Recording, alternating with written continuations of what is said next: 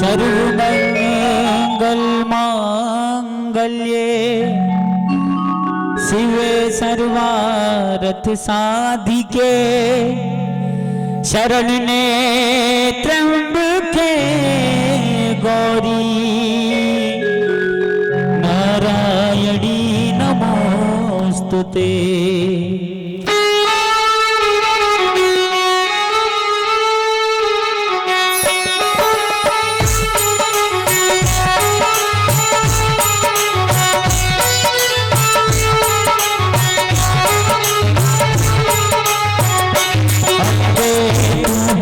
जगदम्बे काली जय दुर्गे खप्पर वाली तेरे ही गुण गाए भारती। ओ मैया हम सब उतारे तेरी आरती। अम्बे तू है जगदम्बे काली जय दुर्गे खप्पर वाली तेरे ही गुण गाए भारती। ओ मैया हम सब उतारे तेरी आरती।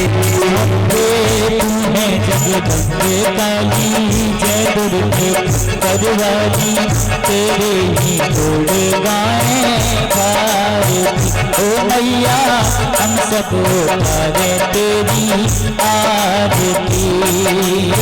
तू है जगदम्बे काली जय दुर्गे खप्पर वाली तेरे गुण गाए भारती। ओ मैया हम सब उतारे तेरी आरती।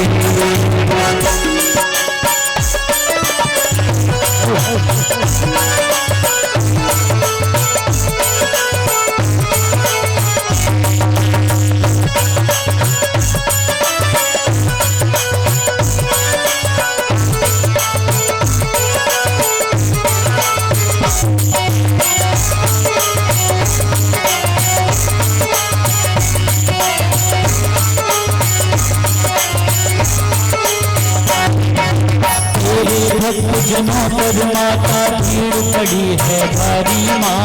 तेरे भक्त जनों पर माता भीड़ पड़ी है भारी माँ। तेरे भक्त जनों पर माता भीड़ पड़ी है भारी माँ। तेरे भक्त जनों पर माता भीड़ पड़ी है भारी माँ। दानव जल पर टूट पड़ो माँ। दानव जल पर टूट पड़ो माँ। बल के सिंह सवारी सासा सारी भक्त भुजाओं वाली दुखियों के दुख को आवारी। ओ मैया हम सब उतारे तेरी आरती। ओ तू है जगदम्बे काली जय दुर्गे खप्पर वाली तेरे गुण गाए भारती। ओ मैया हम सब उतारे तेरी आरती।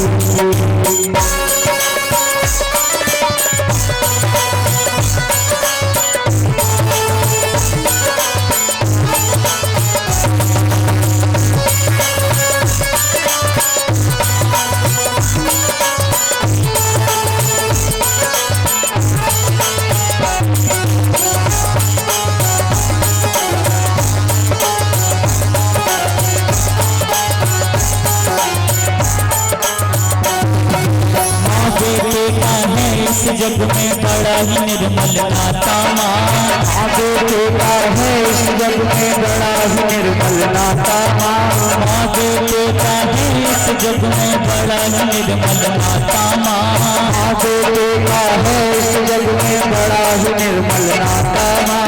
दूत कपूत सुने हैं परना। दूत कपूत सुने हैं परना। दूत कपूत सुने हैं परना। दूत कपूत सुने हैं परना। माता सुनी सुनाता सबकी बिगड़ी बनाने वाली करुणा बरसाने वाली दुखियों के दुखड़े निवारे। ओ मैया हम सब उतारे तेरी आरती। जगदम्बे काली जय दुर्गे खप्पर वाली तेरे गुण गाए भारती। ओ मैया हम सब उतारे तेरी आरती।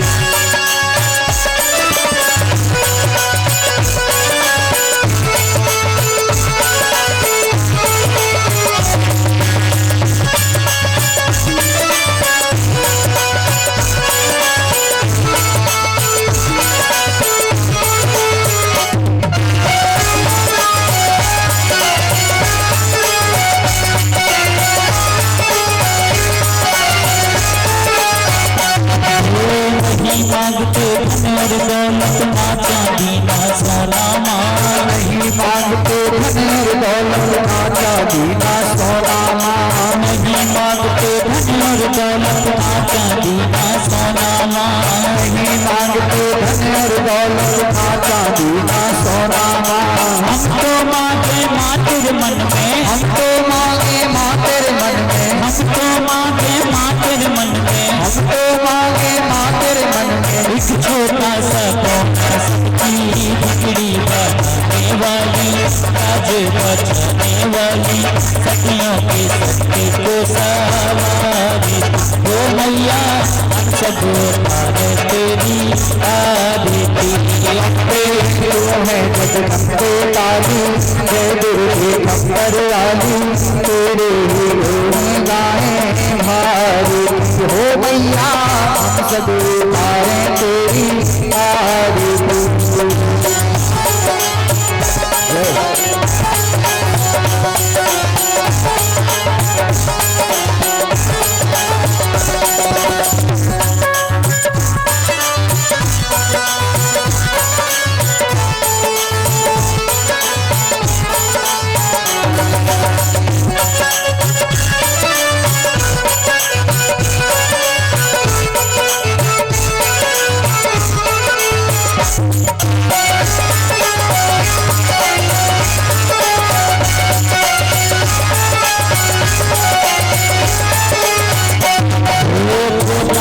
परिवार हमारा सदा बनाए रखना माँ, सा परिवार हमारा सदा बनाए रखना माँ।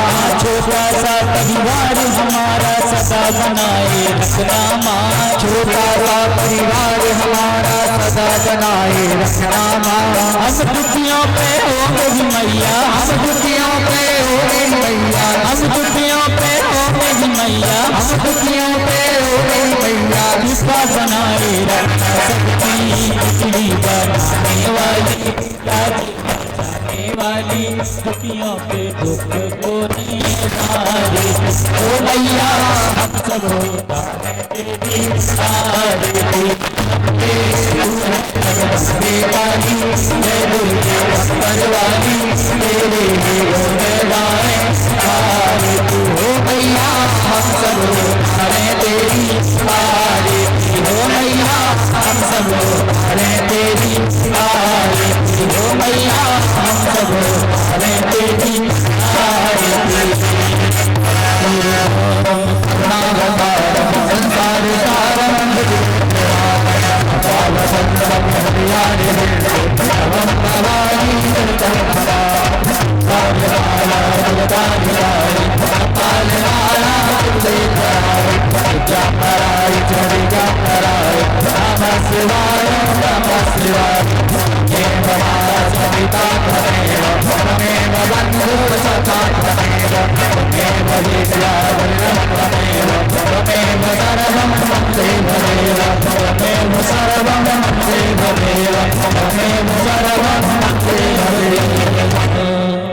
सारम समर्पयामि। जलेन शीतले करणं पुष्पदेवादिवन्दनं मारोग्यार्थदेवादिवन्दनं आत्मादिवन्दनं चक्षुर्वन्दनं मामन्त्रपुष्पाञ्जलिः। नानासुगन्धपुष्पाणि निभातालो भवानि च पुष्पाञ्जलिर्मया दत्त्वा दधान परमेश्वरी। बोलिए व्यास जी महाराज की जय। देवी भागवत महापुराण की जय। उमासुतम शोक विनाशकारकम्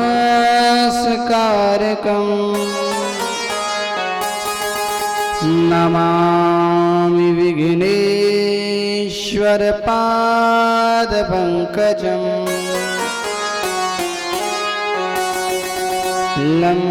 लम्बोदरं परमसुन्दरमेकदन्तम् रक्ताम्बरं त्रिनयनं परमं पवित्रम्। उद्यद्दिवाकर विभो ज्वलकान्तिकान्तम् विघ्नेश्वरं सकलविघ्नहरं नमामि। ध्यानमूलं गुरोर्मूर्तेः पूजामूलं गुरोर्पदम् मंत्रमूलं गुरोर्वाक्यं मोक्षमूलं गुरुकृपा अतुलितबलधामं स्वर्णशैलाभदेहं धनुजवनकृशानं ज्ञानिनामाग्रगण्यं सकलगुणनिधानं वानराणामधीशं रघुपतिप्रियभक्तं वातजातं नमामि। या देवी सर्वभूतेषु बुद्धिरूपेण संस्थिता नमस्तस्यै नमस्तस्यै नमस्तस्यै नमो नमः। बोलिए जगज्जननी जगदम्बा मैया की जय।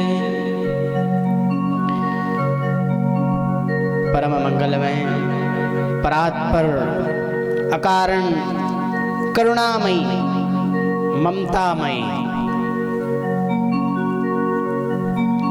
जिसके लिए यह विश्व मानो एक क्रीड़ा स्वरूप, ऐसी परम आराध्या मां जगत जननी जगदम्बा मैया को इस व्यासपीठ से कोटि कोटि प्रणाम। और आप समस्त शास्त्री नगर वासियों को और जहां तक मेरी आवाज जा रही हो उन समस्त भक्तों को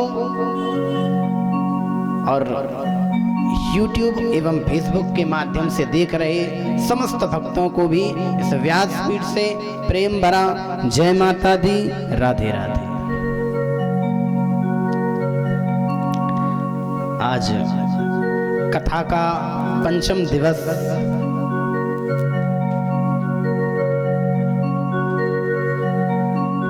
तो पंचम दिवस, परंतु ये समझ नहीं आ रहा कि ये 4 दिन कैसे निकल गए।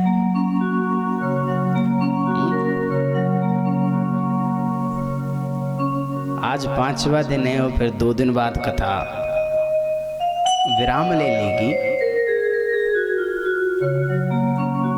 क्योंकि कथा कभी समाप्त नहीं होती। क्यों? हरि अनंत हरि कथा अनंता। तो आइए पहले कथा प्रारंभ करने से पूर्व अपने मन और वाणी रूपी बर्तन को थोड़ा मांज लिया जाए, क्योंकि गंदा हो जाता है ना, रोज होता है कि नहीं। अब गंदे बर्तन में तो भोजन करते नहीं होगे, पहले बर्तन साफ करते हो तभी उसमें भोजन परोसते हो, तो फिर उसको खाने में भी अच्छा लगता है, पाने में, है ना। अब यदि ऐसी कोई गंदी थाली रख दे तो क्या परसोगे उसमें? नहीं परसोगे। इसलिए मन और वाणी को शुद्ध करने के लिए हरि नाम संकीर्तन करना, माँ का संकीर्तन करना अति आवश्यक है। प्रेम से बोलो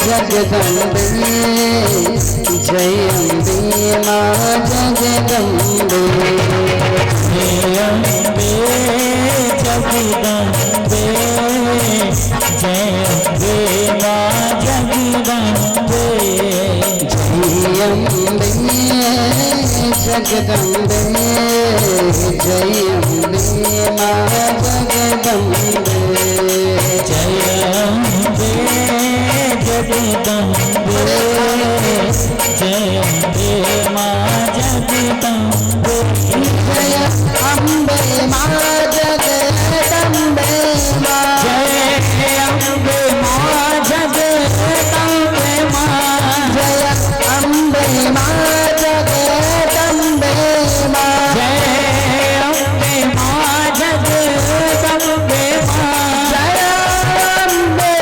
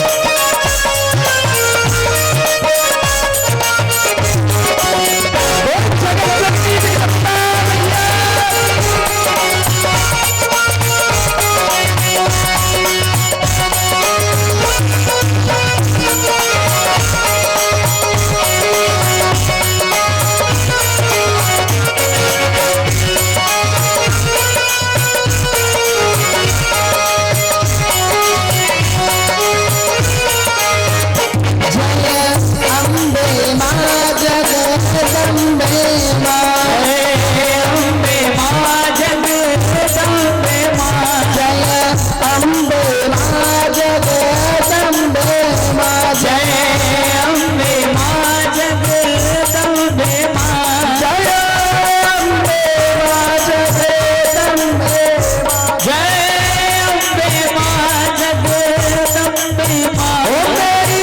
अम्बे जगदम्बे जय अम्बे माँ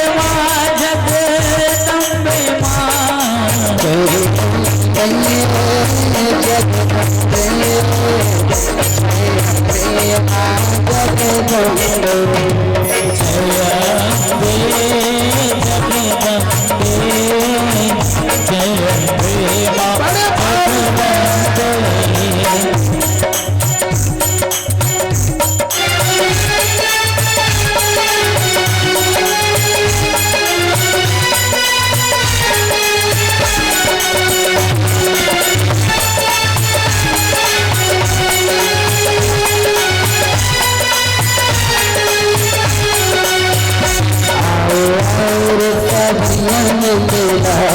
मेरे प्राणों के प्यारे गोपाल जी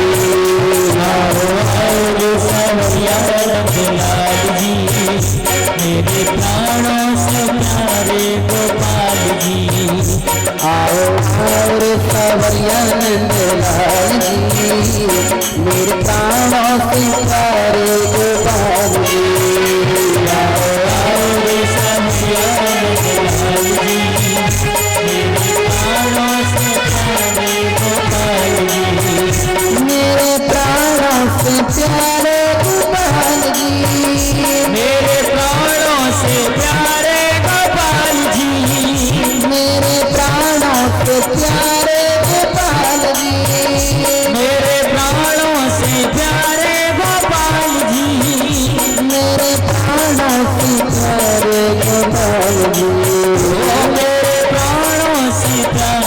गोपाल जी मेरे प्राणों से प्यारे नंदलाल जी मेरे प्राणों से प्यारे नंदलाल जी आओ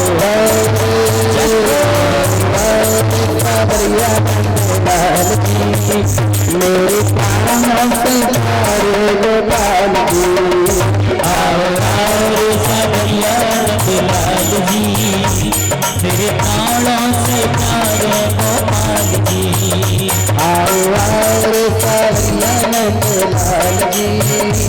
मेरे प्राणों से प्यारे गोपाल जी। और सावरिया नंदलाल जी, मेरे प्राणों से प्यारे गोपाल जी। मेरे प्राणों से प्यारे गोपाल जी।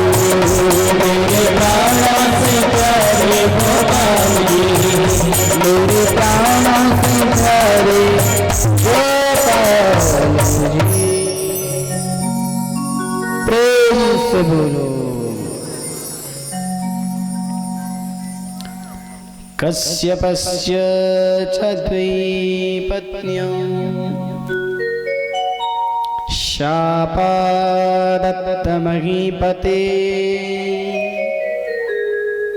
अदितेऽसुरसा चैव मासतुः पृथ्वीपते।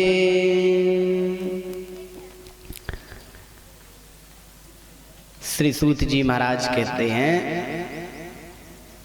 शौनकादिक ऋषियों से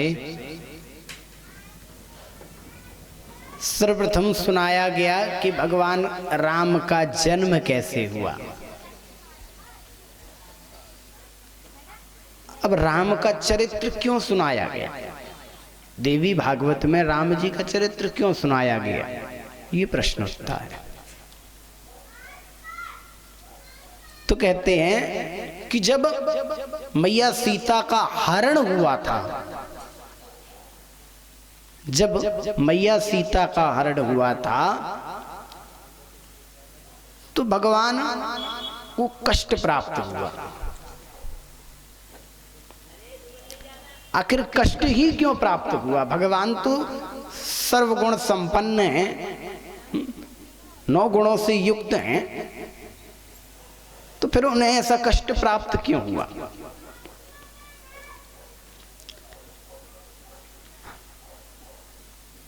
तो बतलाते हैं कि श्री सूत जी महाराज कहते हैं कि जो भगवान राम हैं, जिन्हें दर दर भटकना पड़ा, दादाजी की जय हो।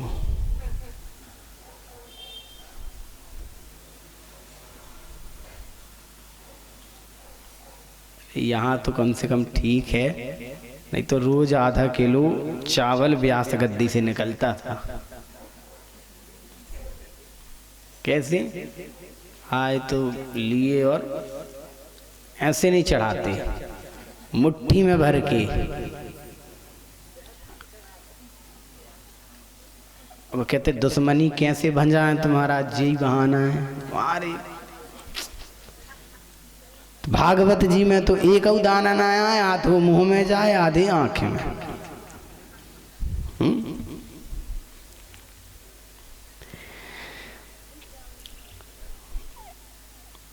फिर भी धन्य हैं, कम से कम आ तो रहे हैं।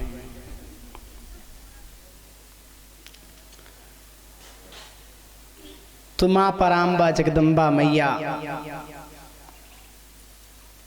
का हरण हुआ।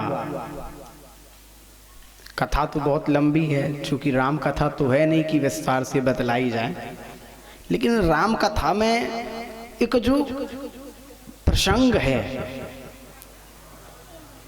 वैसे तो राम कथा के हर प्रसंग ही बड़े अद्भुत हैं, परंतु भगवान का कीवट के साथ जो प्रसंग है वो प्रसंग बड़ा दुर्लभ है महाराज। उसमें जो कीवट पर भगवान ने कृपा की, वो कृपा तो मुझे नहीं लगता कि किसी पर हुई होगी। भक्त प्रहलाद पर भी ना हुई होगी, ध्रुव पर भी ना हुई होगी। कहते एक बार की बात है, जब भगवान मैया सीता के साथ सीता हरण से पूर्व जब वनवास के लिए निकले तो गंगा के उस पार जाना था। अब जब गंगा के उस पार जाएं तो केवट तो बहुत थे, लेकिन सर्वप्रथम उन्हें एक केवट मिला। कौन केवट? जिस केवट की कथा आती वही केवट मिला। वो अपना कुछ कार्य कर रहा था। तो भगवान ने उसे बुलाया, कहा आओ। तो केवट ने तो पहले मना कर दिया कि मैं नहीं आता, और भी नाव है ले जाओ। कहते नहीं नहीं, आप ही की नाव में जाना है। जैसे तैसे बुलाया तो केवट पहुंचा। अब चूंकि भगवान तो वनवासी थे, कुछ था नहीं उनके पास, तो केवट कहने लगा प्रभु बताइए कहाँ छोड़ना है। कहते गंगा के उस पार छोड़ दीजिए। कहते छोड़ तो दूंगा, परंतु आपके पास देने के लिए तो कुछ नहीं है, और कुछ ना कुछ तो देना पड़ेगा। तो राम जी ने कहा भैया कुछ नहीं है, तुम बताओ क्या दूं। अब चूंकि राम जी तो बड़े दयालु, लेकिन जितने दयालु मेरे राम, उतने ही टेढ़े उनके छोटे भाई लक्ष्मण। अब लखन लाल जो ही ऐसी कोई बात आती तो आंखें निकाल के देखे, बड़ी बड़ी आंखें कर लेते लखन लाल। केवट जी कहते हैं प्रभु मुझे आपसे कुछ नहीं चाहिए, और अच्छा है कि आपके पास कुछ नहीं है, क्योंकि मुझे आपसे धन की आवश्यकता नहीं। तो क्या कहते प्रभु बस आपके चरण धुलाना है, बस आपके चरण धुल जाएं। भगवान ने कहा भैया चरण क्यों धुलवाना है। कहते प्रभु बस चरण धुल जाएं, यही मेरे लिए बहुत है। क्योंकि वो केवट भगवान के चरणों का स्पर्श करने के लिए, भगवान के चरणों की रज पाने के लिए, भगवान का चरणामृत पाने के लिए केवल इस जन्म से ही व्याकुल नहीं है, बल्कि जन्म जन्मांतर से भगवान के चरण रज पाने की वो कोशिश कर रहा है, प्रयास कर रहा है, परंतु बार बार वो असफल हो जाता। और असफल होने का कारण राम नहीं, नारायण नहीं, कौन? वो लखन। जैसे तैसे बेचारा केवट एक बार कछुआ बन के गया भगवान के चरणामृत लेने के लिए, कहाँ? क्षीर सागर में। तो अब लखन लाल तो 2400 घंटे रहते ही हैं सेवा में तत्पर। अब उस सहस्त्र फनों वाला, 1000 फनों वाला जैसी कछुए को आते देखा, केवट रूपी कछुए को, तो उन्होंने अपना फन लिया और फुसकार दिया, और जैसी फुसकारा तो डर के भाग गए। कालांतर में, युग युगांतर में ये कथा आती है कि एक बार भगाया, फिर केवट किसी न किसी रूप में मछली बन करके आया तो फिर भगा दिया। 2 बार हुआ ऐसा।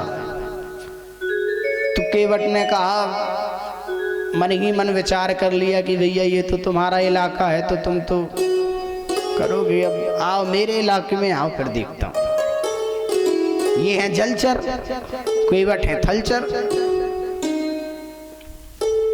अब हम लोग तो जल में रह नहीं सकते, और कहते ना जो जहां का होता है वहां पर, कहावत भी है, अपने इलाके में तो शेर होता है। कौन? समझ गए? हाँ। क्या हम यहाँ से भूल नहीं सकते ना। अब फिर संस्कृत में लोन का नाम तो कहो, आप समझो ही ना। हम कहें यदि कुकर तो कहो वो अपना घर बनाने वाला कुकर, वो जो खाना बनाते वो वाला कुकर समझो। हाँ? संस्कृत में उसे कुकर कहते। क्या कहते? हाँ, चावल वाला नहीं, जिसके अंदर दाल चावल बनता वो वाला कुकर नहीं। प्रेम से बोलो।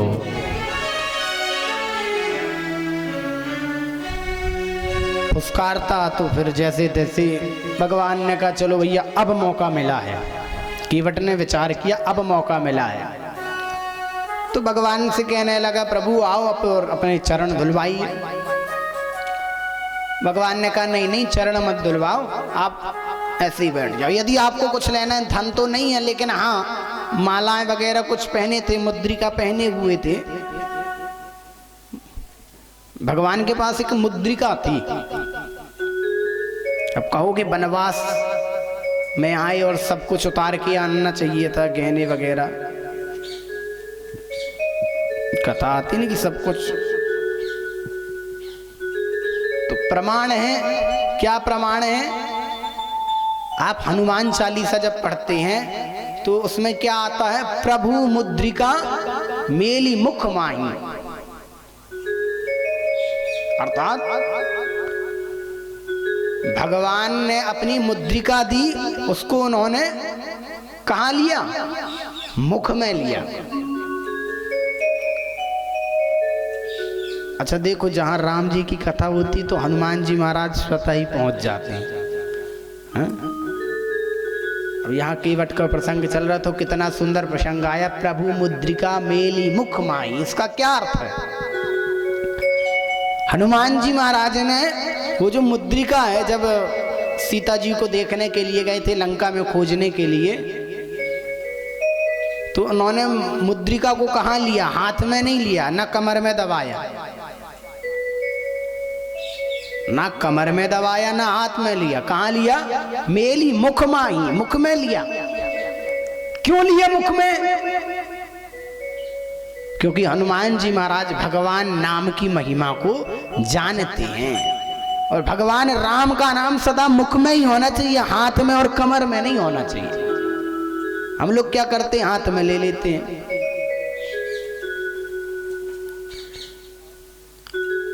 पहली बात ये। दूसरी विशेषता ये भी है कि बंदर को कोई भी चीज दो खाने की या रखने की तो वो मुंह में दबा लेता है। मानो वो उसका फ्रिज है, स्टोर रूम है, मुख खाते भी जाएगा और यहाँ दबा लेगा। मान लो यदि कोई फल भी है ना तो उसे आधा यहाँ दबाएगा और आधा खाता जाएगा, दबी रहेगा। तो मुख में लेकर के और कहीं भी चल देते हैं। तो यहाँ केवट जी कहने लगे भैया मेरी मुद्रिका ले ले, मेरी अंगूठी ले ले। कहने लगा नहीं नहीं नहीं, मेरे को अंगूठी भी नहीं चाहिए, रखे रहो अपनी सब। सीता मैया उतार के देने लगी। अब जगदम्बा मैया तो माता की तो ममता देखते ही हैं। अब सीता मैया भी देने लगी, कहने लगी ठीक है भैया, अंगूठी तो छोटी है इसलिए नहीं ले रहे हो, काम करो मेरा हार ले लो, पायल ले लो, हाथों के कंगन ले लो, लेकिन उस पार तो छोड़ दो। कहने लगा मैया आपसे मैं क्या मांग सकता हूँ, आपने तो मुझे सब कुछ दे दिया। क्या दे दिया? अरे आप ही तो इनको लेकर के आए हो। भगवान को, परमात्मा को लाने वाला कौन? मैया जगदम्बा ने ही तो लाई, सारी लीला तो उन्हीं की है। देवी भागवत में आता है ना कि ब्रह्मा विष्णु महेश भी जिनके लिए एकमात्र क्रीड़ा स्वरूप है, एक खिलौने की मात्र है। तो भगवान राम से मना किया, नहीं नहीं कुछ नहीं चाहिए। तो क्या चाहिए? बस आप तो अपने चरण धुलवाओ। अरे भैया तुम मेरे चरणों के पीछे क्यों पड़ो? अब केवट ने कहा भैया क्या बहाना लगाया जाए, ये थोड़ी बोलूंगा कि आपकी कृपा चाहिए, तो बहाना क्या लगाया? कहते क्या पता आपने पत्थर जैसी अहिल्या को जैसे श्राप मिला था, उस पत्थर को भी आपने नारी बनाया। मेरी तो रोजी रोटी ही ये नाव है, इस पर कहीं आपके चरण पड़ गए और ये भी नारी बन गई तो वैसे ही आफत। एक नारी घर में है, अब पत्नी कहेगी ये दूसरी नारी कहां से ले आए? सबसे बड़ी विडंबना ये कि दो दो नारी हो जाएंगी, एक तो संभाल ही नहीं जा रही। पहली बात। दूसरी बात, अब ये जब दो दो हो जाएंगी तो फिर मैं खिलाऊंगा क्या और खाऊंगा क्या? इस नाव से ही मेरा सारा घर बार चलता है, और आपके जब चरण में धुल लूंगा तो आपकी कृपा इस नाव पर नहीं होगी, आपकी कृपा इस नाव पर नहीं होने वाली, और ना ये नारी बनेगी और मैं भी सुरक्षित रहूंगा। भगवान ने कहा ठीक है भैया, लेकिन उसकी चालाकी देखो। भगवान ने कहा चलो गंगा के तीर और धुल दो मेरे चरण। कहते नहीं नहीं ऐसे नहीं। क्या किया? कटोरा लेके आया, और कटोरा भी कैसा? बिन पैंदी का। महाराज यदि खड़े हो जाओगे तो भगवान ने जैसे तैसे एक पैर रखा एक चरण रखा कटोरे के अंदर। केवट कहने लगे प्रभु ऐसे काम नहीं चलेगा, एक एक करके चरण नहीं धुलूंगा, इतना टाइम नहीं है, दोनों चरण रखो एक साथ। भगवान ने कहा भैया ये बिन पैंदी का कटोरा है और तुम दोनों चरण रखवा रहे हो, मान लो भड़ाम से गिर गया तो क्या करोगे, बत्ती सी और बाहर निकल आएगी। कहने लगे केवट नहीं नहीं कुछ नहीं होगा, आप क्या करो दोनों चरण रखो और मेरे सिर को जम से पकड़ लो, जोर से मेरे सिर को पकड़ लो।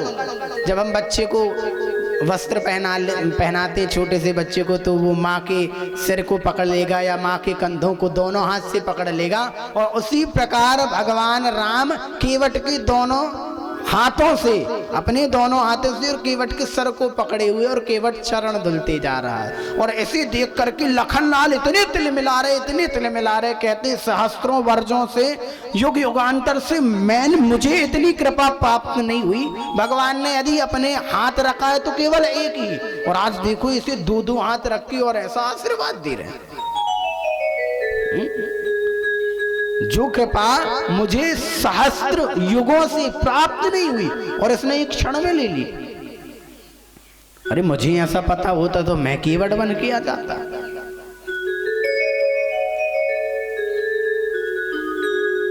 ऐसी कृपा है महाराज। अब ज्यों ज्यों लखनलाल देखें, लखनलाल की आंखें लाल लाल और त्यों त्यों और आराम आराम से धुले महाराज। ऐसे नहीं कि लोटा डाला और अलग किया, नहीं, एक एक अंगुली साफ कर रहे हैं, धीरे धीरे फिर अंगूठे में आए, फिर पूरे पैर को धुला महाराज। अब भगवान कहते भैया कब तक ऐसा खड़े रखोगे, मुझे तो ये डर लग रहा है कि कहीं तुम भी ना गिर जाओ। केवट तुम कब तक संभालोगे, अब जल्दी करो। अब केवट कहता प्रभु रुक तो जाओ, बड़े समय बाद तो ये मौका मिला है, पहली बार तो ऐसा मौका मिला, इसे छोड़ूंगा थोड़ी। अब लखनलाल और तिल मिला गए महाराज। अब लखन के तो शत्रु हो गए कौन, केवट। तो मानो जो भक्त होता है ना, तो भक्त कैसे ना कैसे, यदि उसकी आशा सच्ची है, यदि भक्ति सच्ची है तो भगवान को आना ही पड़ेगा।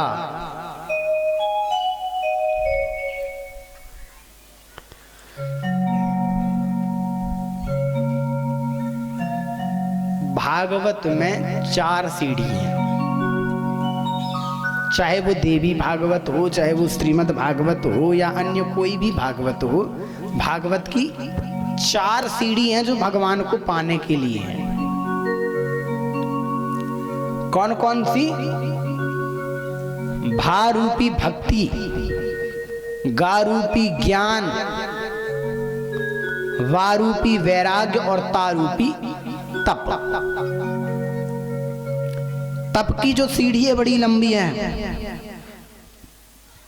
और इस कलयुग में कोई तप नहीं करना चाहता। तो वैराग्य भी किसी को नहीं चाहिए। यदि घर में कभी मान लो युद्ध हो जाए तो कहने लगते कि चलो मैं जा रहा हूं, सब छोड़ छाड़ के और जंगल पहुंचे। लेकिन फिर पता चला जैसे ही जंगल पहुंचे तो बच्चों की याद आ गई, फिर आ गई। अब जब जैसे ही घर आए तो लौट के जब आए तो देखा तो दाढ़ी बड़ी हो गई। जैसे ही दाढ़ी बड़ी हुई तो जो नाती था वो बड़ा घबरा गया, मतलब लड़के का लड़का, लड़के का लड़का, नाम भी बड़ी विचित्र, लड़का। पुत्र कोई नहीं कहता, बेटा कोई नहीं कहता, लड़का। अर्थात कैसे हुआ, लड़ लड़के, लड़का। तो जैसे ही पोते ने देखा बेटे के बेटे ने तो दाढ़ी बड़ी बड़ी कहता बाबा। और जो ही बाबा शब्द सुना तो बड़ा दुखी हो गया, लौट के जाने लगा। तो उतने में बेटी का बेटा आ गया और क्या चिल्लाता है, नाना, अर्थात मत जाओ, लौट के आ गया। बहाना तो चाहिए था, उसने केवल नाना शब्द पुकारा था, उसने ये नहीं कहा था कि नाना मत जाओ वाला नाना नहीं कहा। चूंकि बेटी का बेटा है तो नाना तो बोलेगा ही।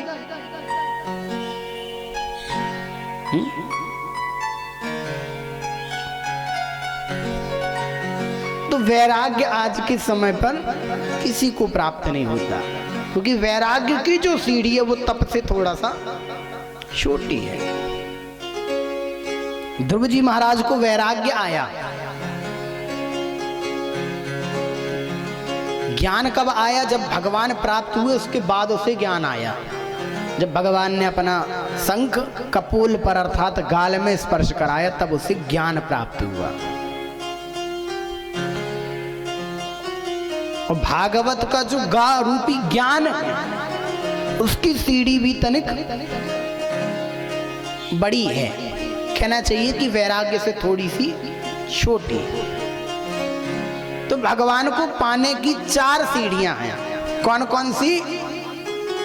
तारूपी तप सीढ़ी जिसे हम पा नहीं सकते, वारूपी वैराग्य सीढ़ी जिसे भी हम नहीं पा सकते, फिर गारूपी ज्ञान सीढ़ी, वो भी आज के जमाने में किसी को नहीं चाहिए। लेकिन भारूपी जो भक्ति की सीढ़ी है वो हर किसी को प्राप्त हो सकती है, क्योंकि भक्ति से बड़ी कोई सीढ़ी नहीं, सबसे छोटी सीढ़ी। उसमें तो कुछ नहीं करो, बस नदी में जाके कूद जाओ। भगवान है नदी और भक्ति है इसकी सीढ़ी।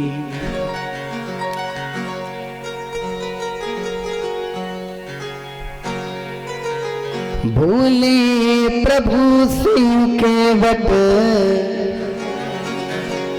बोले प्रभु सिंह के वट, मेरी विनती बारंबार, चरण धुलाओ राम जी, जाना हो तो पार। चरण धुलाओ राम जी, जाना हो तो पार। बोले प्रभु सिंह केवट, बोले प्रभु से केवट, बोले प्रभु सिंह केवट, बोले प्रभु से केवट, मेरी विनती बारंबार, चरण धुलाओ राम जी, जाना हो तो पार। चरण धुलाओ राम जी, जाना हो तो पार। चरण धुलाओ राम जी, जाना हो तो पार। चरण धुलाओ राम जी, जाना हो तो पार।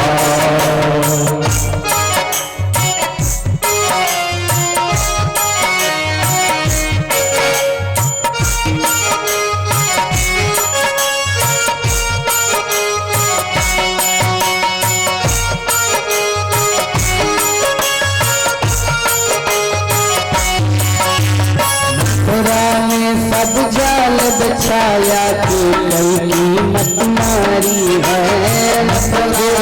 सब जाल बिछाया कि कई कीमत मारी है। मथुरा में सब जाल बिछाया कि कई कीमत मारी है। मथुरा में सब जाल बिछाया कि कई कीमत मारी है।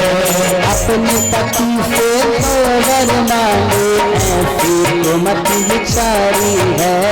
अपने पति से दो वर मांगे ऐसी कीमत बिचारी है। अब मंथरा ने मैया के कई से कहा कि आपको ध्यान है, आपने एक बार अपने पति से कहा था कि मैं आपसे 2 वचन मांगूंगी। जब दशरथ जी महाराज केकई से प्रसन्न हुए तो उन्होंने वरदान मांगने को कहा। तो केकई ने क्या कहा था कि मैं समय आने पर आपसे वरदान मांगूंगी। तो मंथरा कौन थी? मंथरा को तो हर कोई जानता है कितनी कपटी थी, कपटगी भरा था उसके अंदर। तो उसने केकई की मति मार दी और क्या बोला केकई से? मंथरा मंगरा ने सब जाल बिछाया कई की मत मारी है।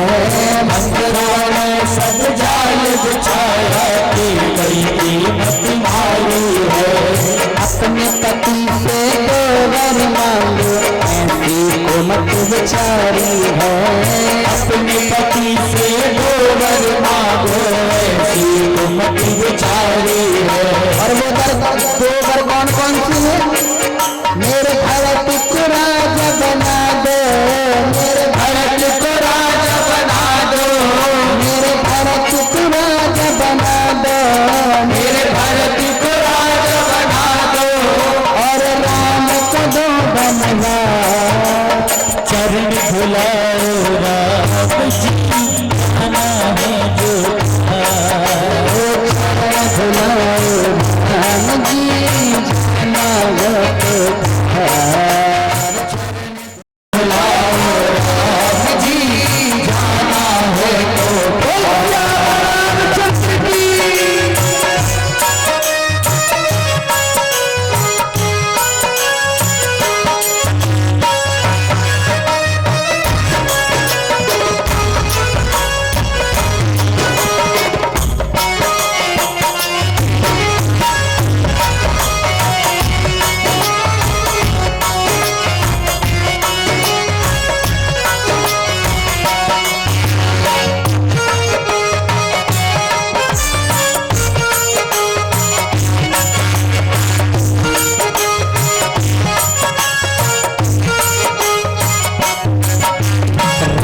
लखन और सीता मैया वन में तीनों जाते हैं।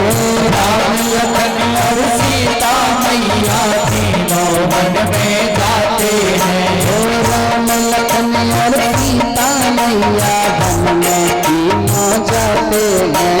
राम लखन और सीता मैया तीनों वन में जाते हैं।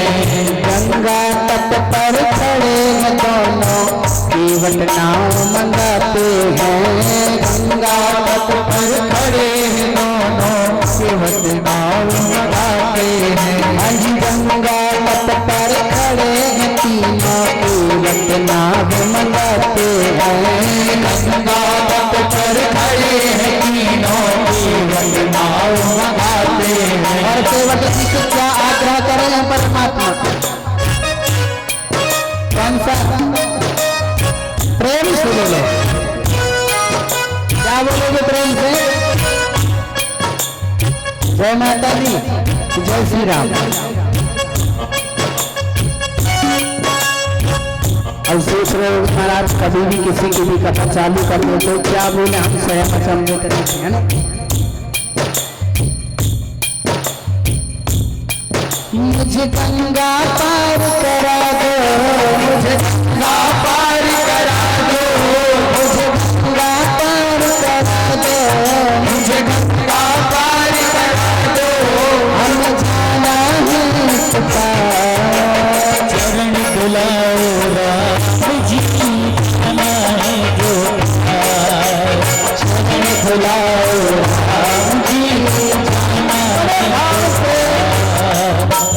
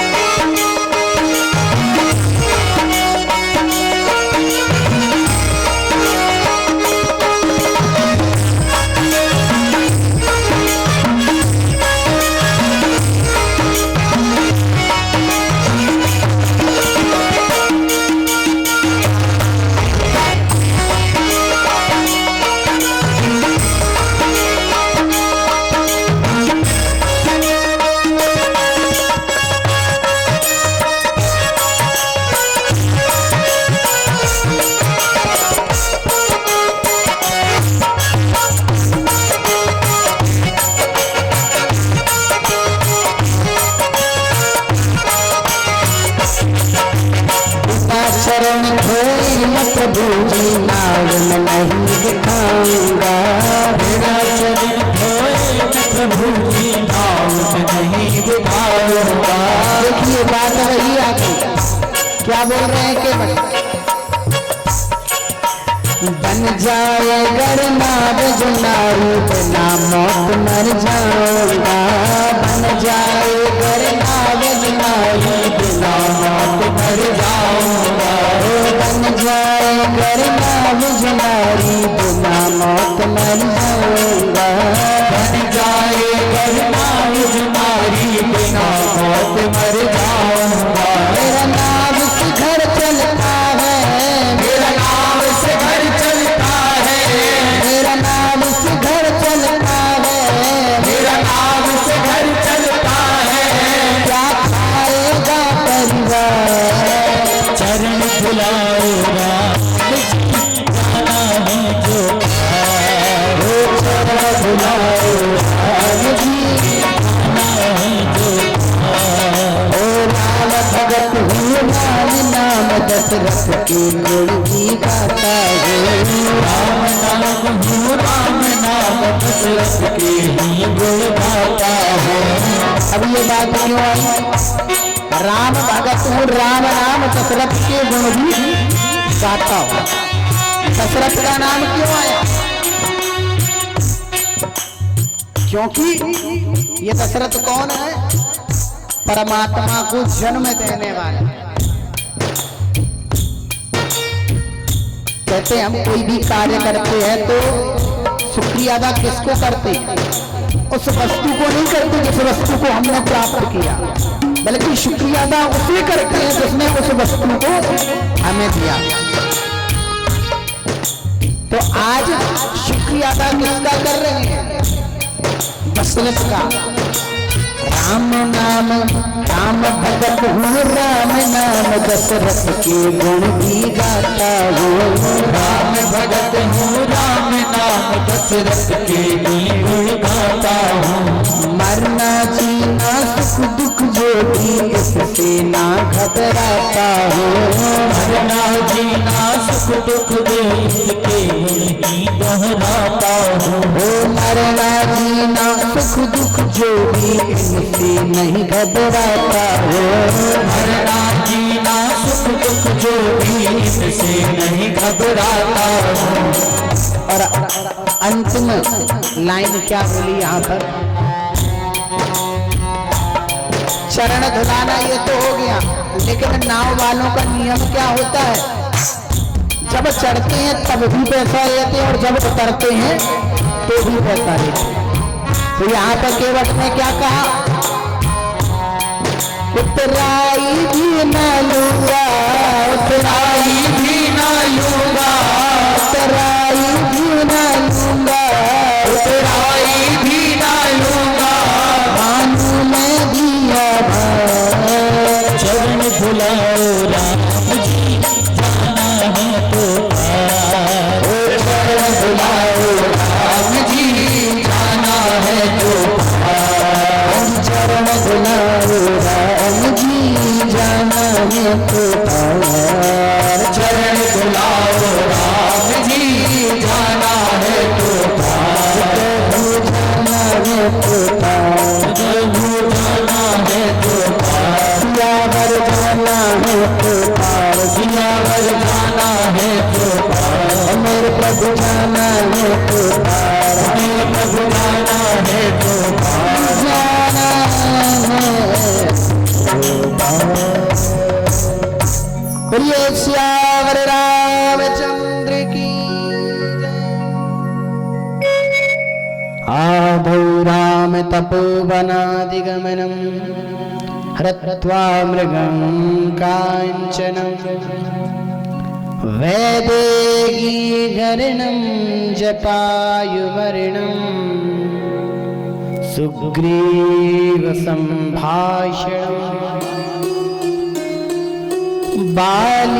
बालीनिग्रहणं समुद्रतरणं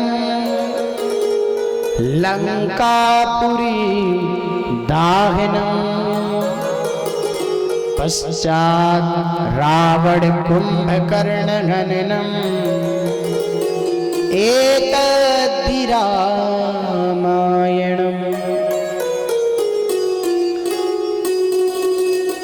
हम लोग जब कभी रामायण का यदि पूरा पाठ नहीं कर पाते हैं, क्योंकि अब 24 घंटे कोई तो अखंड रामायण कर नहीं सकता, और यदि करने की ठान भी लेता है तो फिर कैसे बुलवाता है पंडित जी लोगों को, पड़ोसियों को कि भैया 1 घंटा आप पढ़ना, 1 घंटा आप पढ़ना, ऐसे करके पूरी हो पाती। क्योंकि कलयुग है महाराज, अब कलयुग को तो प्रभाव पड़ेगा ही।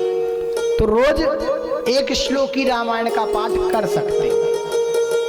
1 श्लोक की रामायण में सारा वृतांत आ जाता है। आदौ राम तपोवनादिगमनम, भगवान सबसे पहले कहाँ गए? तपोवन में। हत्वा मृगं कांचनम, मृग को मारा। मृग कौन? मारीच मामा। अच्छा एक बात है, जितने मामा हुए हैं महाराज, कोई ठीक नहीं रहा। कंस को देख लो, शकुनी को देख लो, जितने हुए, मारीच मामा को देख लो। हमारे मामा को ना देखो, वो तो ठीक है। हम सतयुग त्रेता द्वापर की बात कर रहे, कलयुग की नहीं कर रहे। कलयुग के मामा तो ठीक है महाराज। आदौ राम तपोवनादिगमनम हृत्वा मृगं कांचनम वैदेही हरणम।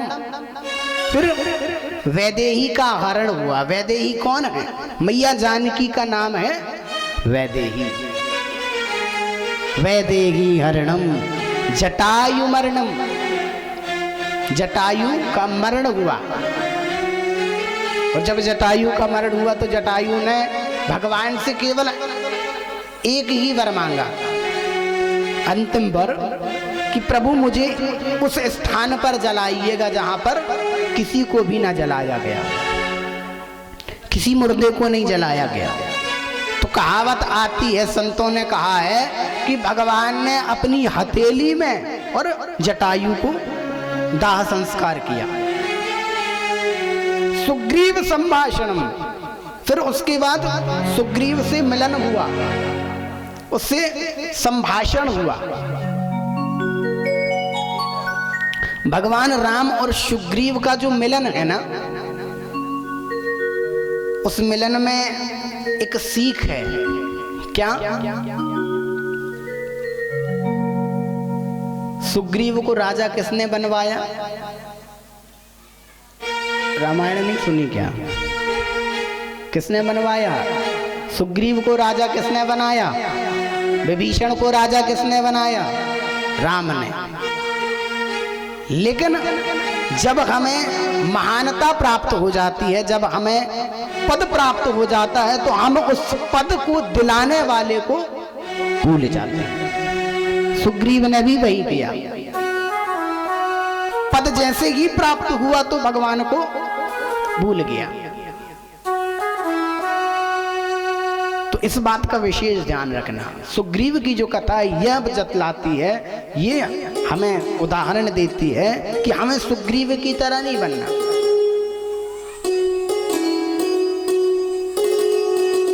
सुग्रीव संभाषणम बाली निग्रहणम समुद्र तरणम,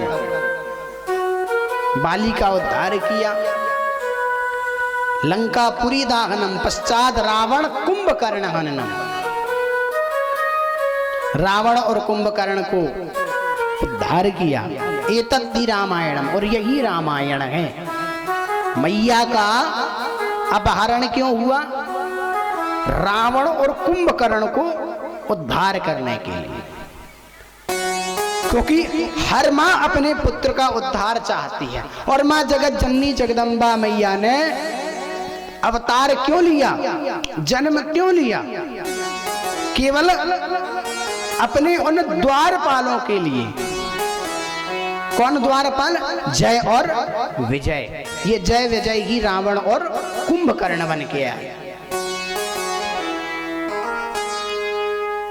कहते ना कि हमारे घर का यदि कोई नौकर भी हो तो उससे प्रेम हो जाता है। ये जरूरी नहीं कि वो नौकर काम करने नहीं आया। कभी कभी मकान मालिक को याद आने लगती, भैया वो नहीं आया, फलाना नहीं आया। इसलिए नहीं कि आप काम करते थे, इसलिए कि आपसे मोह अधिक हो जाता है। तो जो जय और विजय हैं तो इनके लिए मोह अधिक हो गया था माँ जगत जननी जगदम्बा का, माता लक्ष्मी का, क्योंकि नारायण के ही द्वारपाल थे। तो मैया ने कहा आप तो जा रहे हो, आपने तो कहा जब जय विजय को श्राप मिला कि 3 जन्म तक ये राक्षस रहेंगे, तो भगवान ने कहा चलो मैं जाता हूं। एक बार भगवान पहुंच गए अकेले। कब? जय और विजय, ये जब सतयुग में भगवान ने नरसिंह अवतार लिया और वराह अवतार लिया, तब भगवान अकेले ही गए दोनों जगह। क्या लेके गए? माता लक्ष्मी को नहीं ले गए। भागवत तो सुनिए ना पिछले वर्ष। मुंडी तो हिलाई दिया करो, कभी भी कैमरा घूम जाता तो नाक ना कटे हमारी, भले नहीं पता लेकिन हिला दो, है ना? हाँ समझ रहे हैं, भले हासिल आई सुनना, प्रेम से बोलो। अच्छा शनिवार का व्रत है, हैं? प्रेम से बोलो। अच्छा हमारे पंडित जी बता रहे गुप्त नवरात्रि हो क्या व्रत सही में? कुछ तो साबूदाना के चक्कर में है महाराज, साबूदाना तो खाने मिलेगा।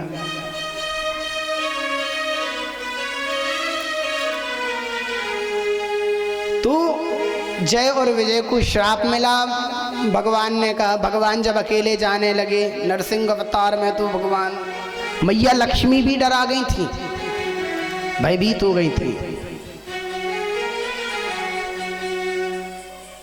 देखो भैया पॉपकॉर्न वाला आ गया। जितने विघ्न हैं कतई के टाइम होते।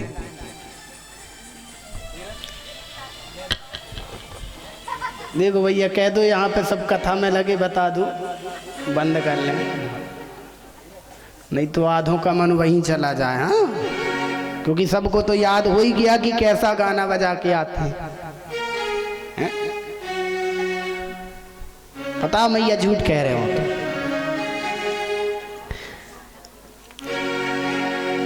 तो जब भगवान ने नरसिंह अवतार लिया था तो मैया ने विचार किया कि चलो जाऊंगी और अपने पति को शांत कर लूंगी। सबसे पहले भोले बाबा गए, भोले बाबा भी नहीं शांत कर पाए, ब्रह्मदेव शांत नहीं कर पाए। फिर माता लक्ष्मी को बुलवाया गया। माता लक्ष्मी ने बढ़िया श्रृंगार किया, 16 श्रृंगार करके और थाली लिए, और जैसे ही नरसिंह भगवान के सामने आई, नरसिंह भगवान ने केवल एक ही दाड़ मारी कि झटपट भग गई। थाली वहीं छोड़ी, कहने लगी ये मेरे पति नहीं है, ये नारायण नहीं हो सकते।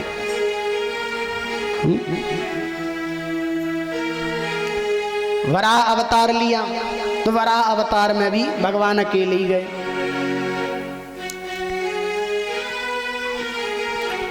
एक बार सतयुग में लिया, और कथा आती है और प्राचीन काल में, अभी ज्यादा नहीं, केवल 200 वर्ष पुरानी ही कथा है। ये हमारे जबलपुर जिला में ही मझौली ग्राम है, मझौली ग्राम है, तो वहां पर भी विष्णु वराह हैं। बड़ी सुंदर कथा है। कौन कौन गया विष्णु वराह? चलो बहुत बढ़िया। विष्णु वराह की बड़ी सुंदर कथा आती है। कहती है एक केवट जी थे, मछुआरे थे, एक मल्लाह था, और वो रोज मछली पकड़ने जाता। तो एक बार इतनी बिल्कुल छोटी सी बटैया मिली, बटैया कहते हैं उसको, देहाती भाषा में बटैया कहते हैं, छोटी सी मूर्ति। तो जाल में फंस करके आई, तो उसने एक बार आई तो उसने सोचा ये क्या पत्थर है, लिया और फेंक दिया। फिर मछली पकड़ने के लिए जाल फैलाया, फिर आ गई, फिर लिया, फिर फेंक दिया। फिर तीसरी बार मछली पकड़ा तो बार बार आ जाए, तो कोई भी वस्तु बार बार आ जाती तो क्या करते हैं, रख लेते हैं। यार जी बार बार आ रही है, चलो रख लो। रख लिया और ले जाके रख दिया कहाँ? छोटी सी अरिया में। अरिया कहते हैं छोटी सी अलमारी को, वो बिल्कुल बनी बनाई रहती है, वहां रख दिया और रोज की क्रिया करने लगा। अब 1-2 दिन बाद गांव वाले जो मझौली ग्राम के हैं बड़े कहते भैया पता नहीं कौन कहां से शुअर आता है और सारा फसल बर्बाद करके चला जाता है। एक बार हुआ, 2 दिन हुए, 2 दिन बाद फिर गांव के लोगों ने कहा कि भैया एक काम करेंगे, अब देखेंगे कि ये कहां से आता और कहां जाता है, आखिर है किसके घर का।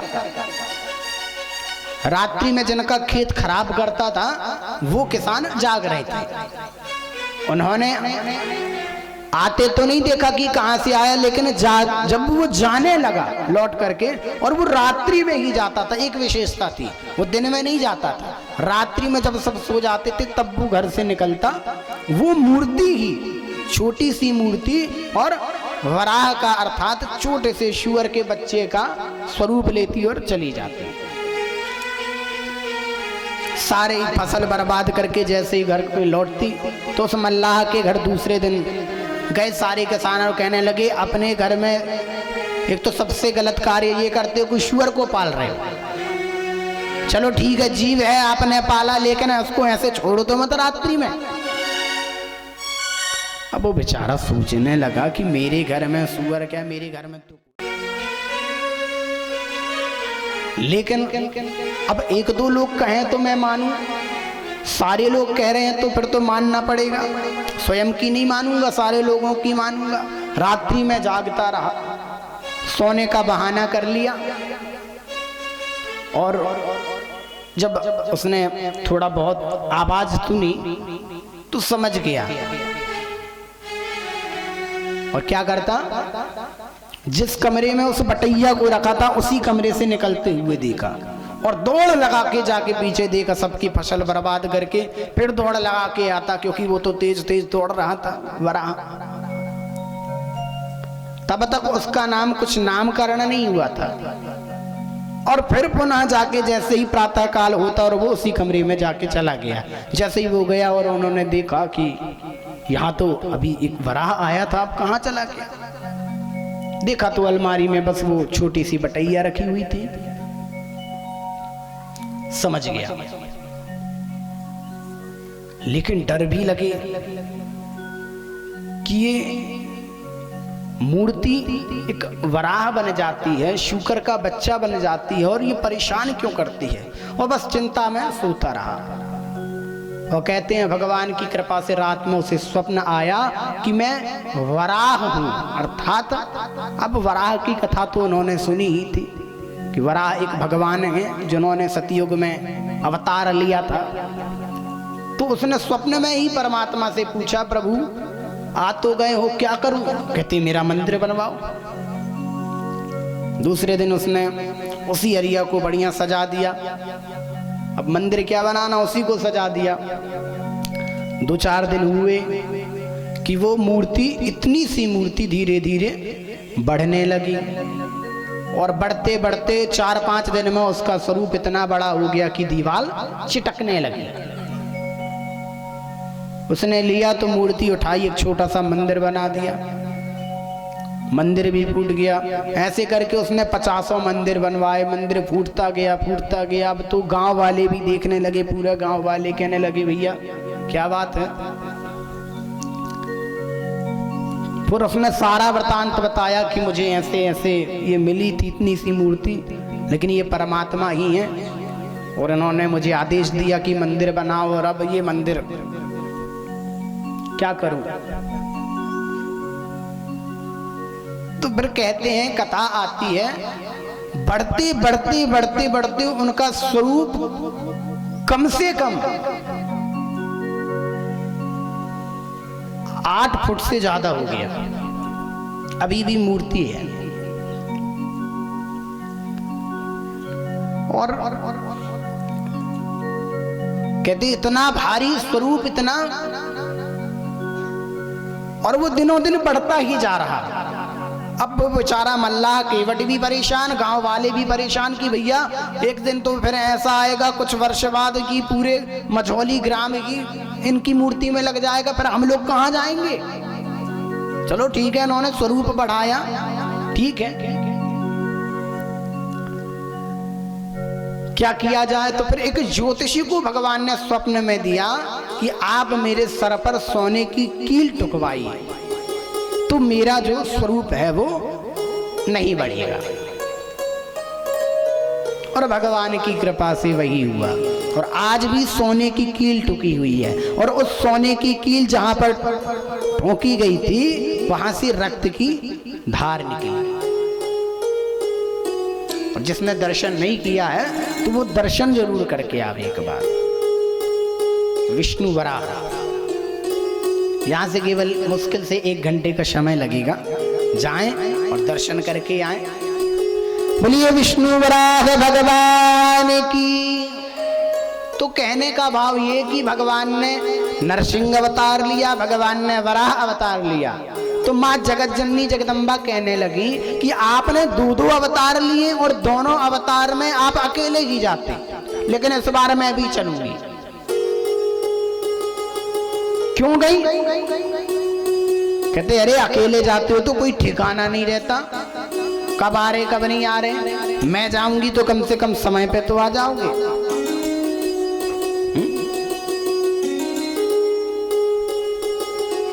कहते ना जब पति पत्नी रिश्तेदारी में जाते हैं तो पति को ना चाहते हुए भी रात्रि में लौटना पड़ता है। क्यों? पत्नी कहती है अरे मुझे बर्तन भी मांजना, मुझे झाड़ू भी लगाना, कपड़े भी धुलना, जल्दी करो रे 6 बज गए, जल्दी करो। करती हैं कि नहीं? तो माता लक्ष्मी ने भी कहा कि मैं चलूंगी आपके अवतार में आपके साथ, तो कम से कम जल्दी तो आ जाएंगे, सारी लीला संपन्न करके। तो आज भगवान राम का भी अवतार हुआ, मैया जानकी का भी अवतार हुआ। बोलिए श्यावर रामचंद्र की जय। तो भगवान के अवतार में कहीं ना कहीं किसी ना किसी प्रकार से कुछ ना कुछ कारण अवश्य होता है। कहते प्रभु चलिए राम जी के अवतार का तो मैंने समझ लिया, अब यहाँ पर जन्मेजय और किससे प्रश्न कर रहे हैं? व्यास जी महाराज से। श्रीमद् भागवत कथा किसने सुनाई? श्री सुखदेव जी महाराज ने परीक्षित को सुनाई। श्री सुखदेव जी महाराज कौन? वेद व्यास जी के पुत्र। और परीक्षित जी महाराज कौन है? उत्तरा के तो पुत्र हैं ही, लेकिन किसके पिता हैं? जन्मेजय के। तो प्रश्न किया जन्मेजय ने कि मेरे वंशजों का लालन पालन करने वाले, मेरे वंशजों की रक्षा करने वाले परब्रह्म परमात्मा श्री कृष्ण का अवतार क्यों हुआ? और उनके अवतार से पूर्व उनकी माता देवकी को और उनके पिता वसुदेव को इतना कष्ट क्यों सहना पड़ा? उन्हें इतना कष्ट क्यों सहना पड़ा? और मेरे जन्म से पूर्व मेरी मैया को पुत्र वियोग क्यों सहने पड़े? आखिर क्या कारण है? चाहता तो मैं ही अवतार ले लेता, चाहते तो भगवान सीधे सीधे अवतार ले लेते। 7 पुत्रों को क्यों मारा गया? कंस ने इतना कष्ट क्यों दिया? जब इतने प्रश्न किए तो बड़े प्रसन्न हो गए। उन्होंने कहा हाँ ये तो आपने बड़ा सुंदर प्रश्न किया, क्योंकि ये आपके परिवार से जुड़ा हुआ प्रश्न है। क्योंकि ये किसके अवतार की कथा सुना रहे हैं? ये सुना रहे हैं जिन परमात्मा ने अवतार लिया और इनके कुरुवंश की रक्षा की। कश्यपस्य च 2 पत्नियों, कश्यप की कितनी पत्नी? 2 पत्नी हैं, तो बहुत सी पत्नियां, लेकिन 2 पत्नियों का नाम आया। शापा दत्त महीपते, अदिति सुरसा चैवा, एक अदिति नाम की और एक सुरसा नाम की 2 पत्नियां। इन दोनों को वरुण देव का श्राप मिला। क्या श्राप मिला? कहते हैं कथा आती है 4th स्कंद के 2य अध्याय में है ये कथा कि एक बार की बात है, वरुण देव की गाय को, वरुण देव की गऊ को और कश्यप मुनि ने अपने घर ले आए। वरुण देव ने कई बार मांगा कि मेरी गऊ दे दो, मेरी गऊ दे दो, लेकिन उन्होंने नहीं लौटाया। चूंकि कश्यप जी कौन है? कश्यप जी ब्रह्मा जी के पोते हैं। तो कहते हैं ना, जिसका वर्चस्व अच्छा होता है, बड़ा होता है, यदि हमारा किसी से युद्ध हो जाए और वो यदि किसी ऊंचे पद का हो तो पर हम लोग डरने लगते हैं, लेकिन फिर भी डरते डरते हम उससे तो कुछ नहीं कह सकते, उनके जो बड़े बुजुर्ग हैं उनके पास जाते कि भैया अपने लड़के को समझाओ, अपने नाती को समझाओ। तो वरुण देव जी ब्रह्मा जी के पास गए कि आपके जो पोते हैं कश्यप जी, उन्होंने मेरी गाय को हरण कर लिया और मैं उन्हें अब श्राप दे रहा हूं। क्या श्राप दे रहा हूं? जाए जो स्वयं ब्राह्मण कश्यप, ब्राह्मणी अदिति, सुरसा, जो ब्राह्मण हैं, युग युगांतर काल कालांतर तक आज उन्हें अवतार लेकर के आना पड़ा। किसके घर में? क्षत्रिय के घर में, यादवों के घर में। कहा जाओ, आपने मेरी गाय चुराई है ना, बहुत गाय पालने का शौक है, जाओ और आप जाके ग्वाल बन जाओ। और ग्वाल बन गए कौन? वसुदेव।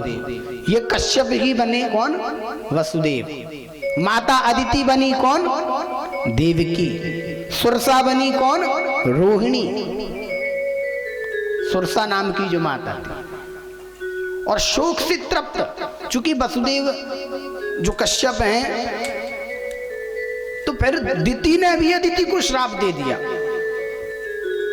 कि जाओ और आपके 7 पुत्र होंगे और होते ही मर जाएं। पुत्र वियोग में भी आपको पुत्र वियोग भी सहना पड़े। अब उन्होंने कहा, राजा जन्मेजय पूछने लगे, कहते वरुण देव का श्राप देना तो समझ में आ रहा है कि चलिए उनका और वो चुराई गई हो, लेकिन ये समझ में नहीं आ रहा कि दिति ने अपनी बहन को और अपनी सौतन को श्राप क्यों दिया? क्योंकि दिति और अदिति दोनों बहन बहन हैं। दिति किसकी माता है? दैत्यों की माता दिति और देवताओं की माता अदिति। इन्होंने श्राप क्यों दिया?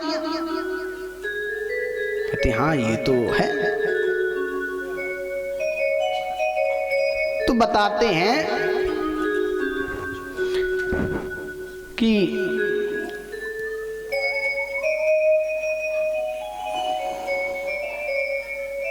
ये मत सोचो भैया कि YouTube लगा है तो हम किसी को कुछ नहीं कहेंगे, है ना? तो मैं इसे कह रहे हैं, पता भी तो चले कि कितने मूर्ख लोग भी रह रहे हैं साथ में। प्रेम से बोलो, क्या आप भी हो का? जोर से बोलो। पीछे वाली अम्मा टैक्स लग रहा होगा। प्रेम से बोलो और मोहब्बत बोलो।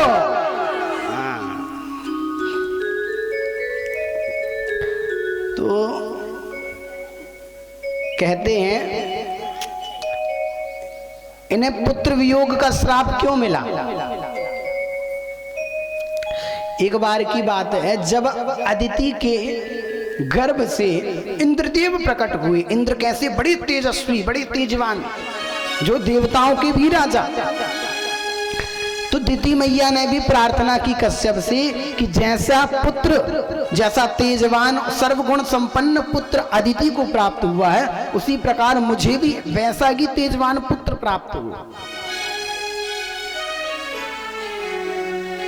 इंद्र की तरह सुख प्राप्त करने वाला पुत्र यदि किसी को चाहिए है तो वो पयोव्रत एकादशी का उपवास करे। कौन सी एकादशी? पयोव्रत। इंद्र की तरह सर्वगुण संपन्न हो, जिसे राज्य की कभी कमी ना हो। तो वही विधि बतला दी दिति को, लेकिन जो अदिति थी, अदिति के मन में थोड़ा सा कपट आ गया। अदिति ने विचार किया, अरे भैया ऐसा ना हो कि मेरे पुत्र से भी कहीं ज्यादा तेजवान इसका पुत्र हो जाए। देखिए हैं दोनों सगी बहन, लेकिन एक ही साथ रह रही हैं। कहते ना धन है किसी को भी कुछ भी भाव कभी भी प्रकट कर सकता है। तो माता अदिति के अंदर ये कुभाव आ गया। क्या भाव आया कि मेरे पुत्र से कहीं ज्यादा गुणवान तेजवान न निकल जाए। तो अपने पुत्र को समझाया, इंद्र को बुलाया और कहा जाओ और जाकर के इसके व्रत को, जो व्रत ये धारण कर रही है, इस व्रत को और भंग करा दो। कैसे भंग हो? अरे जैसे साम दाम दंड भेद किसी भी प्रकार से यदि तप भंग ना कर पाओ तो फिर उनके उसके गर्भ में ही शिशु को मार देना।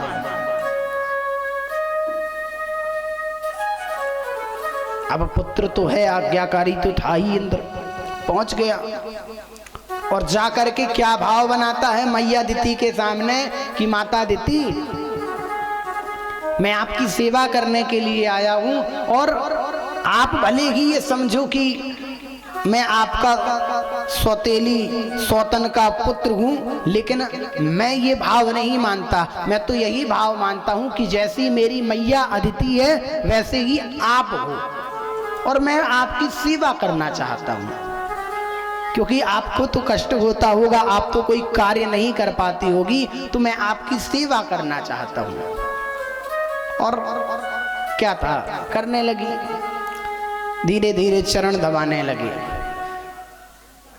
अब माता तो थकी ही थी, चरण दबाते ही उन्हें निद्रा आ गई, नींद आ गई।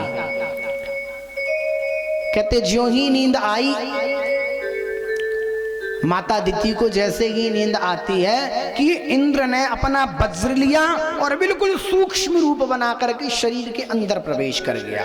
और शरीर के अंदर प्रवेश करके उसके अंदर की निष्ठुरता देखिए कि उसे तनिक भी दया नहीं आई और उसने अपने वज्र से गर्भ में जो पिंड था उस पिंड के 7 टुकड़े कर दिए। कितने टुकड़े किए? 7। और बाहर निकल के आ गया। जैसे ही बाहर निकल के आया, मैया को अब जिसका गर्भ ही नष्ट हो गया हो तो उसे कितनी पीड़ा हो रही होगी। पीड़ा होने लगी मैया को, अदिति को। कहने लगी पता नहीं क्यों स्वतः ही मेरे पेट में दर्द होने लगा, बड़ा ही दर्द हो रहा है। अब कपट रूपी बात से कपट होकर के, कपटी होकर के इंद्र कहता मैया क्या हुआ, क्या हुआ? कहती पता नहीं क्यों बहुत दर्द हो रहा है। और इंद्र ने था तो इंद्र ने कहा मैया एक काम करो, मैं आपकी रक्षा करता हूं। और अब उसने पुनः एक बार और वज्र चलाया। मैया को ये लग रहा था कि ये मेरी सेवा कर रहा है, ये मेरी रक्षा कर रहा है। जिस प्रकार हमें कभी किसी प्रकार का कोई कष्ट होता है, सिर में दर्द हो जाए तो हमें ये लगता है कि हमारा पुत्र हमें सर दर्द मिटाने की दवाई बतला रहा है, लेकिन यदि उसी समय वो दवाई ही बदल दे तो उसी प्रकार इंद्र ने क्या किया, इंद्र ने वज्र चला दिया। मैया को लग रहा है ये रक्षा कर रहा है, लेकिन उस इंद्र ने वज्र चलाया तो 7 के भी 7 टुकड़े हो गए। 7 पिंड के, हर एक पिंड के और 7 टुकड़े हो गए, अर्थात 49 टुकड़े हो गए। कितने? 49। कश्यप के सामने गई, कश्यप से कहने लगी, चूंकि सारा भेद जान गई माता अदिति, इंद्र का सारा भेद जान गई कि ये इस कार्य के लिए आया, जाकर के शिकायत किया कश्यप से। तो कश्यप ने कहा चिंता मत करो, आपके ये पुत्र मरने वाले नहीं हैं। और श्राप दे दिया कि जैसे आज तुमने पुत्र के वियोग में ऐसे कष्ट दिया है, तो इसी प्रकार माता अदिति ने अदिति को आज श्राप दिया। दैत्य की माता ने देवता की माता अदिति को क्या श्राप दिया, जाओ और तुम्हें भी 7 पुत्रों का वियोग हो। और जो 49 पुत्र थे माता अदिति के, वो कौन बन गए? मरुत, जिन्हें हम मरुत देवताओं के नाम से जानते हैं। कहते ये इंद्र के सहयोगी हैं, क्योंकि कश्यप की ही संतान है दोनों। और एक कारण और है, जब वरुण देवता की गाय को ये ले आए, हरण कर लिया इन्होंने कश्यप ने, तो उनके 7 बछड़े थे और वो 7 बछड़े अपनी मां के लिए किलप रहे थे। तो कश्यप जी को श्राप दे दिया कि जिस प्रकार ये बछड़े किलप रहे हैं अपनी मां के लिए, उसी प्रकार जब ये देवकी बन करके आएगी, अदिति जब देवकी बनेगी, तो इसे भी 7 पुत्रों का वियोग जीवन पर्यंत भोगना पड़ेगा। जैसे पुत्रों ने वियोग को सहा, उसी प्रकार इसे भी वियोग सहना पड़ेगा।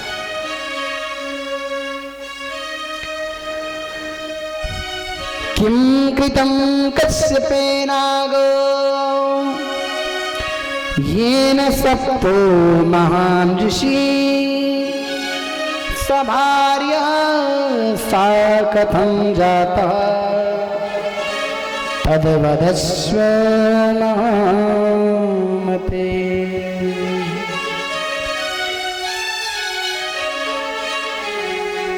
और कहते हैं इस प्रकार, भगवान कृष्ण ने भी जब जन्म लिया, अवतार लिया, तो उन्होंने भी अनेकों लीलाएं की। कंस चाणूर का मर्दन किया और कितने ही श्रापित अप्सराएं थी, कितने ही श्रापित गंधर्व थी, उनका भी उद्धार भगवान के कृष्ण अवतार में हुआ। अच्छा, एक बात और है, हम सोचते हैं कि श्राप बड़ा ही दुखदाई है, लेकिन ब्राह्मण का जो श्राप है ना, वो जीवन का उद्धार कर देता है।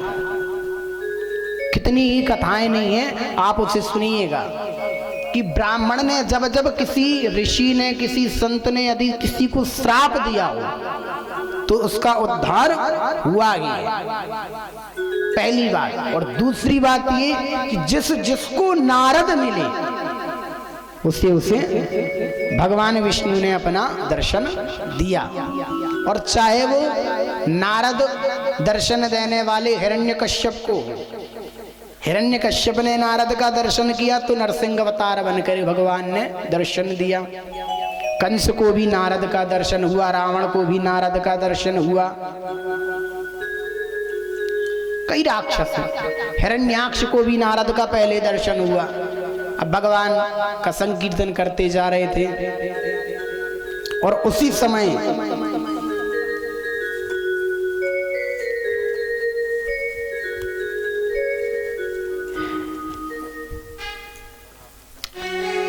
जैसे ही नारद का दर्शन किया तो नारद मुनि से क्या कहते, चलो, हिरण्याक्ष कहते चलो 2-2 हाथ हो जाए।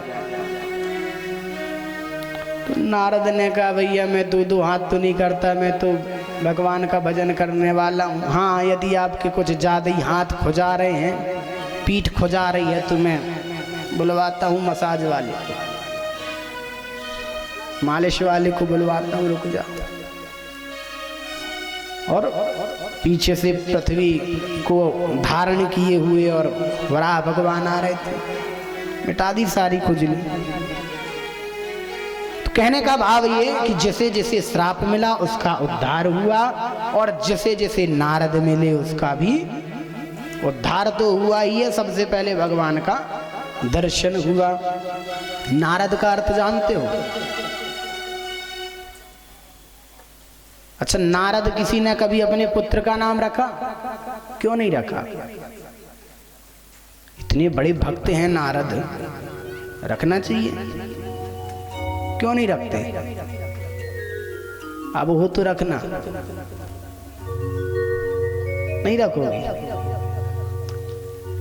नारद का क्या अर्थ है? नारद इति नारद, जिसकी बात कभी रद्द नहीं होती वही नारद है। यदि नारद सोच ले कि हाँ इस गढ़ में आज युद्ध करवाना है तो होगा ही होगा।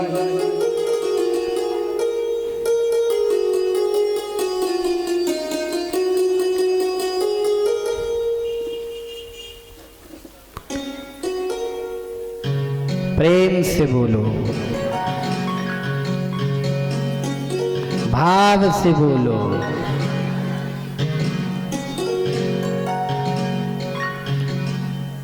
अच्छा ये बताओ, रोज पूजा कौन नहीं करता? सब करते हैं। हाथ उठाओ, कौन नहीं करता रोज?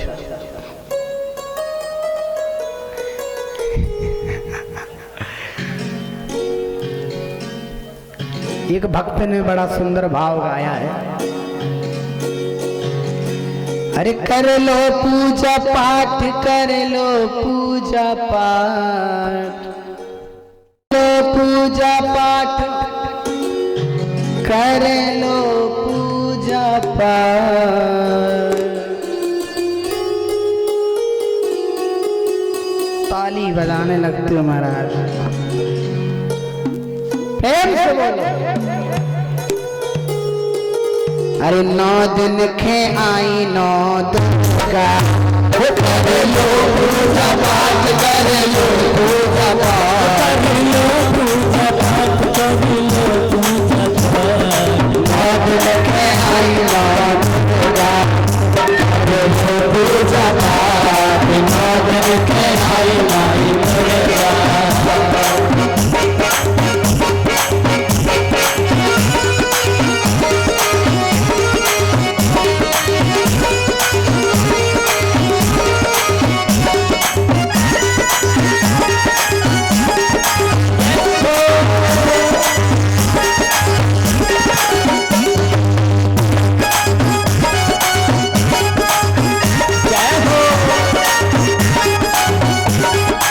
दुर्गा चालू हो गई भैया। और जैसा कि कल बताया था, पहली माता का नाम क्या है? हरि पहली दुर्गा शैल कुमारी, पहली दुर्गा शैल कुमारी, जो है शिव शंकर को प्यारी, जो है शिव शंकर को प्यारी। दुर्गा तुझी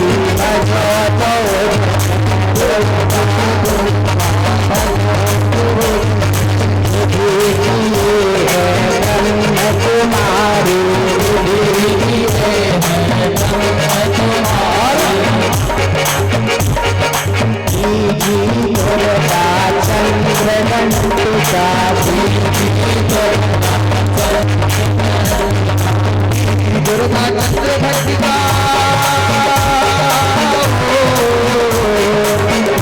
दुर्गा चंद्र दंड का भगवती कथा कर लो पूजा पाठ, कर लो पूजा पाठ, कर लो पूजा पूजा पाठ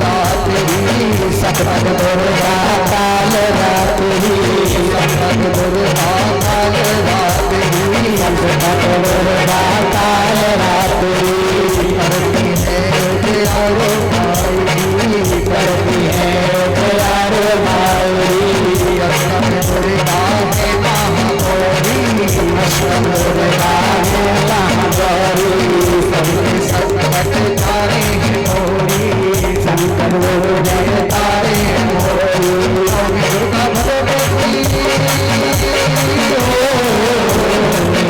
दुर्गा जगरात्रि आई है, बात करे लो पूजा